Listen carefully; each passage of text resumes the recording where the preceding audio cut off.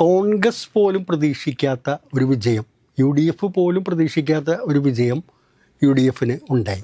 ഒരു പരിധിവരെ ഒരു തളികയിൽ വെച്ചിട്ട് കൊടുക്കുകയാണ്. നിങ്ങൾക്ക് 2026 സംസ്ഥാന ഭരണം ഒരു തളികയിൽ വെച്ചങ്ങ് കൊടുക്കുകയാണ്. ഈ 2026 തെരഞ്ഞെടുപ്പിൽ UDF ജയിക്കും, അധികാരത്തിൽ വരും. കോൺഗ്രസിനകത്തുള്ള നല്ലൊരു പങ്ക് നേതാക്കന്മാരും പ്രവർത്തകരും NDAയിലേക്ക് BJPയിലേക്ക് ഒഴുകിച്ചേരും എന്നുള്ള കാര്യത്തിൽ തർക്കമില്ല. നമസ്കാരം.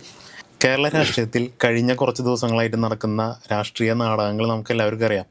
ഇപ്പോൾ സുധാകരൻ്റെ കേസിലാണെങ്കിലും കോൺഗ്രസ് സ്ഥാനാർത്ഥി പട്ടികയുടെ കേസിലാണെങ്കിലും എന്തൊക്കെയാണ് സംഭവിച്ചതെന്നുള്ളത്. കോൺഗ്രസിനെ സംബന്ധിച്ച് ഇത് ഒരു സുവർണാവസരമായിരുന്നു പല അർത്ഥങ്ങളിലും. 10 വർഷം കേരളത്തിൽ അത്ര പരിചയമില്ലാത്തൊരു കാര്യമാണ്. മാറി മാറി വരുന്നൊരു സന്ദർഭത്തിനിടയിൽ 10 വർഷം CPM അല്ലെങ്കിൽ LDF തുടർച്ചയായി ഭരിച്ച് അത് ബ്രേക്ക് ചെയ്ത് അധികാരത്തിൽ വരാമെന്നുള്ളത് കോൺഗ്രസിൻ്റെ നിലനിൽപ്പ് വിഷയമായിരുന്നു. അവർക്ക് അതിനുള്ളൊരു സാഹചര്യം ഉണ്ടായിരുന്നു കേരളത്തിൽ കുറച്ച് നാൾ മുന്നേ വരെ. പക്ഷെ കഴിഞ്ഞ ഒരാഴ്ച അല്ലെങ്കിൽ 2 ആഴ്ച ആ കാലയളവിൽ നടന്ന സംഭവ വികാസങ്ങൾ നമുക്കെല്ലാവർക്കും അറിയാം. ഇത് ഇനി ഈ ഇലക്ഷനിൽ കോൺഗ്രസിൻ്റെ സാധ്യതകളെ അല്ലെങ്കിൽ UDFൻ്റെ സാധ്യതകളെ എങ്ങനെ ബാധിക്കുക? തോമസ്, ഈ തെരഞ്ഞെടുപ്പ് ഒരു പരിധിവരെ കോൺഗ്രസിൻ്റെയും UDFൻ്റെയും വാട്ടർലൂ ആയിരിക്കുമെന്നാണ് എനിക്ക് തോന്നുന്നത്. തോമസ് സൂചിപ്പിച്ചതുപോലെ തന്നെ തദ്ദേശ സ്വയംഭരണ തെരഞ്ഞെടുപ്പിൽ കോൺഗ്രസ് പോലും പ്രതീക്ഷിക്കാത്ത ഒരു വിജയം, UDF പോലും പ്രതീക്ഷിക്കാത്ത ഒരു വിജയം UDF ഉണ്ടായി. LDF ഒരുപക്ഷെ അത്രയും ഒരു പരാജയം പ്രതീക്ഷിച്ചിരുന്നില്ല. കാരണം അവരെ സംബന്ധിച്ചിടത്തോളം ഭരണ നേട്ടങ്ങൾ കൊണ്ട് അവർക്ക് ജയിക്കാൻ കഴിയും എന്നുള്ളൊരു അമിത ആത്മവിശ്വാസം പ്രകടിപ്പിക്കുക. അപ്പോൾ താഴെ തലത്തിലേക്ക് പ്രവർത്തനങ്ങൾ കാര്യമായി ഇറങ്ങിച്ചെല്ലാത്തൊരവസ്ഥ ഉണ്ടായിരുന്നു. അപ്പോൾ ആ ഒരു സാഹചര്യത്തിൽ UDF അപ്രതീക്ഷിതമായിട്ടൊരു വമ്പൻ മേൽക്കൈ കിട്ടി എന്നുള്ളത് ഒരു വസ്തുതയാണ്. അത് തോമസ് സൂചിപ്പിച്ചതുപോലെ തന്നെ ഒരു സുവർണ അവസരമാണ്. ഒരു പരിധിവരെ ഒരു തളികയിൽ വെച്ചിട്ട് കൊടുക്കുകയാണ്. നിങ്ങൾക്ക് 2026 സംസ്ഥാന ഭരണം ഒരു തളികയിൽ വെച്ചങ്ങ് കൊടുക്കുകയാണ്. ആ അവസരം എന്ന് പറയുന്നത് കോൺഗ്രസും UDFും കളഞ്ഞു കുളിക്കുകയാണ് എന്നുള്ളതാണ് വസ്തുത. ഇവിടെ എന്താ പ്രശ്നം എന്ന് വെച്ചിട്ടുണ്ടെങ്കിൽ ഈ ഒരു സിറ്റുവേഷൻ കോൺഗ്രസിൻ്റെ പല നേതാക്കന്മാരും മനസ്സിലാക്കുകയാണ്. ഈ 2026 തെരഞ്ഞെടുപ്പിൽ UDF ജയിക്കും, അധികാരത്തിൽ വരും. അങ്ങനെ അധികാരത്തിൽ വരുമ്പോൾ ഈ കോൺഗ്രസിനകത്ത് ഇന്ന് പല ആളുകളും പ്രായത്തിൻ്റെയൊക്കെ പ്രശ്നം കൊണ്ട് സീനിയർ ആയിട്ട് വളരെ ലെവലിലേക്ക് പോവുകയാണ്. അവർക്ക് പലർക്കും അടുത്തൊരംഗത്തിന് ബാല്യം ഉണ്ടാകുമോ എന്ന് പോലും സംശയമുണ്ട്. ഇതൊരു അവസാന ചാൻസ് പോലെ, പ്രത്യേകിച്ച് മുഖ്യമന്ത്രി പദത്തിന് പലരെ സംബന്ധിച്ചിടത്തോളം അവസാന ചാൻസ് എന്നുള്ള രീതിയിലാണ്. ഇപ്പം K. സുധാകരൻ MP സ്ഥാനത്ത് നിന്ന് നിർബന്ധപൂർവം വാശി പിടിച്ചുകൊണ്ട് കിട്ടിയേ പറ്റൂ എന്ന് പറഞ്ഞുകൊണ്ട് സീറ്റ് നേടുന്നത് മന്ത്രിയാവാനല്ല. അദ്ദേഹം മന്ത്രിയായിരുന്നു, KPC പ്രസിഡൻ്റായിരുന്നു, MP ആയിരുന്നു, MLA ആയിരുന്നു. ഇനി അദ്ദേഹത്തിന് നേടേണ്ട ഒരു സ്ഥാനം സംസ്ഥാന മുഖ്യമന്ത്രി പദമാണ്. അത് ലക്ഷ്യമിടുകയാണ്. അത് ഈ ഒരു അവസരമേ ഉള്ളൂ. ഇനി 2031 ഒരു തെരഞ്ഞെടുപ്പിലേക്ക് വരുമ്പോൾ എന്തൊക്കെയാണ് സാഹചര്യങ്ങൾ, അന്ന് ആർക്കൊക്കെ എന്തൊക്കെ, അപ്പോൾ ഈ ഒരു അവസരമാണ് എന്ന് മുന്നിൽ കാണുന്നു. അതുപോലെ പലർക്കും മന്ത്രിയാകാനുള്ള ഒരു അവസാന അവസരമാണ്. 10 വർഷമായിട്ട് ഇതൊന്നും ഉണ്ടായിരുന്നില്ല. പലർക്കും MLA ആകാനുള്ള ഒരു അവസാന അവസരമാണ്. ആ ഒരു ഭരണവിരുദ്ധ വികാരം ഉപയോഗിച്ച് തദ്ദേശ സ്വയംഭരണ സ്ഥാപനത്തിലെ തെരഞ്ഞെടുപ്പിലെ അനുകൂല സാഹചര്യം, ഒരു രാഷ്ട്രീയ സാഹചര്യം ഉപയോഗപ്പെടുത്തി MLAയോ മന്ത്രിയോ മുഖ്യമന്ത്രിയോ ഒക്കെ ആകാനുള്ള അവസാനത്തെ അവസരം എന്നുള്ള നിലയിലാണ് ഈ കോൺഗ്രസിൻ്റെ മുമ്പിൽ നിൽക്കുന്നത്. അതാണ് കോൺഗ്രസിനകത്ത് ഇപ്പോൾ ഈ പടലപ്പിണക്കങ്ങൾക്കും ഇത്തരത്തിലുള്ള എല്ലാ കാര്യങ്ങൾക്കും ഉള്ള ഒരു വലിയ, ഇപ്പോൾ 2 തവണ അല്ലെങ്കിൽ 3 തവണ MLAമാരായിരുന്ന ആളുകൾക്ക് ഇനി വേണ്ടത് മന്ത്രിസ്ഥാനമാണ്. സാധാരണഗതിയിൽ നമുക്ക് എപ്പോഴും UDF വരുന്നു, LDF വരുന്നു, അടുത്ത തവണ UDF വരുന്നു, ഇങ്ങനെ ഒരു മാറി മാറി വരുന്നൊരു സ്ഥിതി ഉണ്ടായിരുന്നു. പക്ഷേ കഴിഞ്ഞ 10 വർഷമായിട്ട് ആ സ്ഥിതിയിലൊരു മാറ്റം വന്നു. ഇനി മൂന്നാമതൊരു കക്ഷി NDA BJP ശക്തി കൂടി വരുന്നൊരു സ്ഥിതിവിശേഷമുണ്ട്. അതുകൊണ്ട് ഇനിയുള്ള തെരഞ്ഞെടുപ്പിൽ ഏത് രീതിയിലാണ് സംസ്ഥാന രാഷ്ട്രീയം ചലിക്കുക എന്നുള്ളത് പരമപ്രധാനമായിട്ടുള്ള, സംസ്ഥാനം മാത്രമല്ല അടുത്തൊരു 5 വർഷത്തിനിടയിൽ ദേശീയ തലത്തിൽ കോൺഗ്രസിന്റെ സ്ഥാനം എന്തായിരിക്കുന്നു പോലും അറിയാത്തൊരവസ്ഥയാണ്. അതുകൊണ്ട് ഇപ്പോൾ ഈ തെരഞ്ഞെടുപ്പിൽ കാണുന്നൊരു അവസ്ഥ എന്താണ്, കോൺഗ്രസ്സുകാർ മനസ്സിലാക്കേണ്ട ഒരു വസ്തുത എന്ന് വെച്ചാൽ കോൺഗ്രസ് മുക്ത ഭാരതം എന്ന് പറയുന്നൊരു കാര്യമാണ് BJP ലക്ഷ്യമിടുന്നത്. അപ്പോൾ ഇത്തവണ കൂടി കോൺഗ്രസിനെ പരാജയപ്പെടുത്തി കഴിഞ്ഞാൽ UDF അധികാരത്തിന് പുറത്ത് നിന്നിട്ടുണ്ടെങ്കിൽ എന്തായിരിക്കും സംഭവിക്കുക? UDF അടപടലം തകർന്നു പോകുമെന്നുള്ള കാര്യത്തിൽ തർക്കമില്ല. കോൺഗ്രസ് തകർന്നു പോകുന്നുള്ള കാര്യത്തിൽ തർക്കമില്ല. അതുകൊണ്ട് കോൺഗ്രസ് മുക്ത ഭാരതം എന്നുള്ള ലക്ഷ്യം നേടുന്നതിന് വേണ്ടി കേരളത്തിൽ BJP തന്ത്രപരമായ ഒരു നിലപാട് സ്വീകരിക്കുക എന്നുള്ളത് ആ തരം സംസാരങ്ങളും കാര്യങ്ങളും ഒക്കെ തോമസും ഇതിൽ നിന്ന് കേട്ടിട്ടുണ്ടാകും. അപ്പോൾ അങ്ങനെ ഒരു സാഹചര്യത്തിലേക്ക് വരികയാണെങ്കിൽ തീർച്ചയായിട്ടും അതാണ് ഞാൻ പറഞ്ഞ കോൺഗ്രസിനെ സംബന്ധിച്ച് UDFനെ സംബന്ധിച്ചിടത്തോളം വാട്ടർലൂ ആണ് ഇത് എന്ന് പറയുന്നത്. അപ്പോൾ അങ്ങനെ വരുമ്പോൾ ഈ തെരഞ്ഞെടുപ്പിൽ പരാജയം ഉണ്ടായിട്ടുണ്ടെങ്കിൽ കോൺഗ്രസിനകത്തുള്ള നല്ലൊരു പങ്ക് നേതാക്കന്മാരും പ്രവർത്തകരും NDAയിലേക്ക് BJPയിലേക്ക് ഒഴുകിച്ചേരും എന്നുള്ള കാര്യത്തിൽ തർക്കമില്ല. കോൺഗ്രസ്സിൽ അവശേഷിക്കുന്നത് കുറച്ച് സീനിയറായിട്ടുള്ള അത്തരത്തിൽ മാറാൻ കഴിയാത്ത ആളുകളും മുസ്ലിം ക്രിസ്ത്യാനികളായിട്ടുള്ള നേതാക്കന്മാരടക്കമുള്ള ആളുകൾ അവശേഷിക്കുന്ന ഒരു ചെറിയ സംഭവമായിട്ട് മറ്റ് സ്റ്റേറ്റുകളിൽ ഇപ്പോൾ ബീഹാറിലായാലും മധ്യപ്രദേശിലായാലും ഗുജറാത്തിലൊക്കെ ആയാലും കോൺഗ്രസിൻ്റെ സ്ഥിതി നമ്മൾ കാണുന്നതാണ്. ആ ഒരു സ്ഥിതിയിലേക്ക് കോൺഗ്രസ് മാറുന്നൊരവസ്ഥയുണ്ടാവും. ഇത് പല ആളുകളും അതിനെ ആ രീതിയിൽ കാണുന്നുണ്ട്.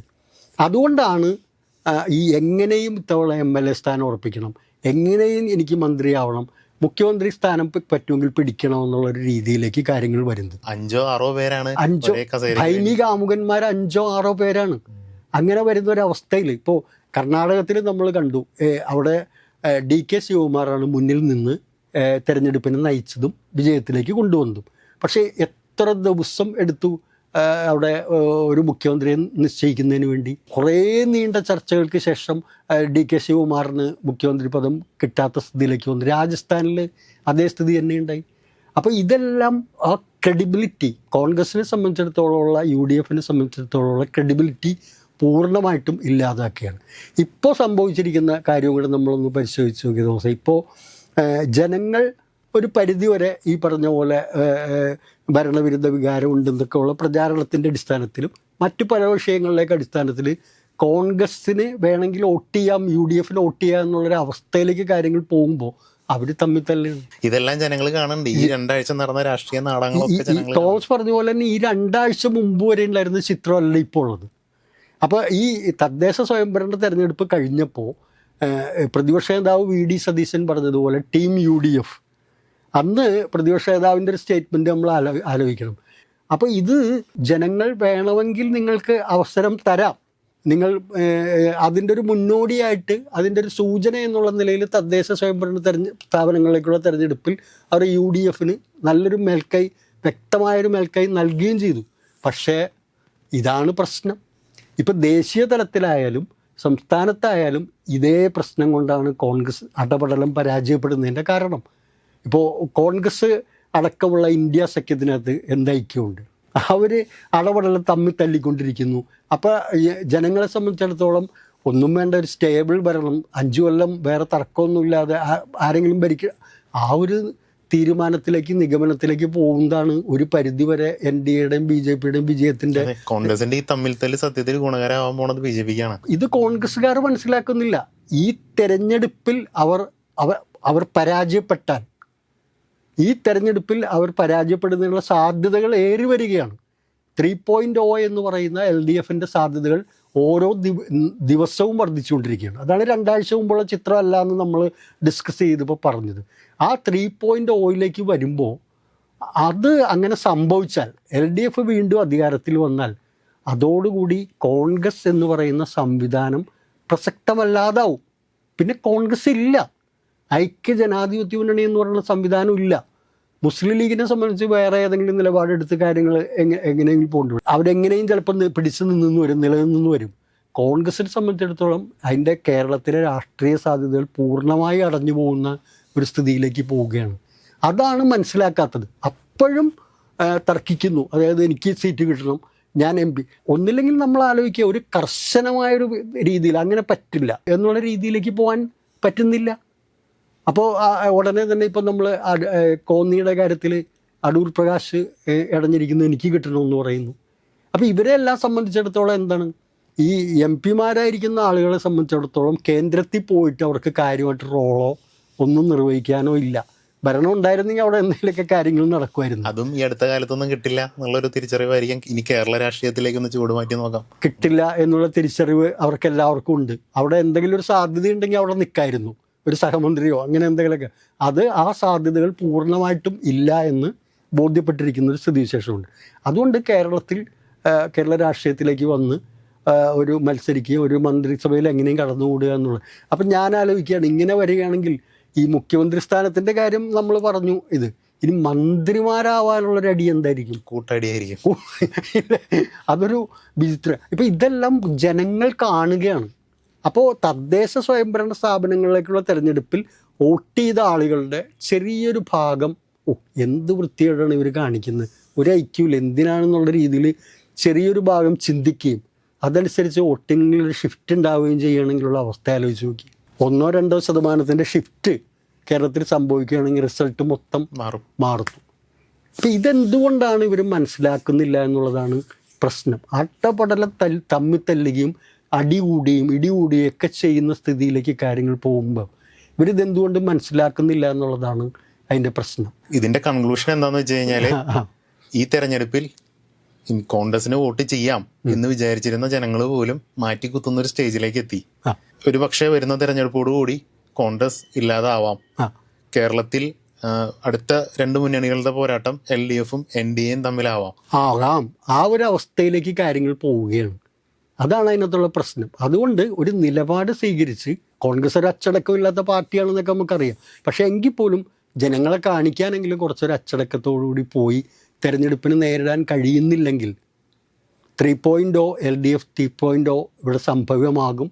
കോൺഗ്രസ് അതിദയനീയമായൊരു തകർച്ചയിലേക്ക്, കേരളത്തിൻ്റെ രാഷ്ട്രീയ ചിത്രത്തിൽ കോൺഗ്രസ് ഇല്ലാതാവുന്ന സ്ഥിതിയിലേക്ക് കാര്യങ്ങൾ പോകുമെന്ന് കോൺഗ്രസ്സുകാരാണ് മനസ്സിലാക്കേണ്ടത്.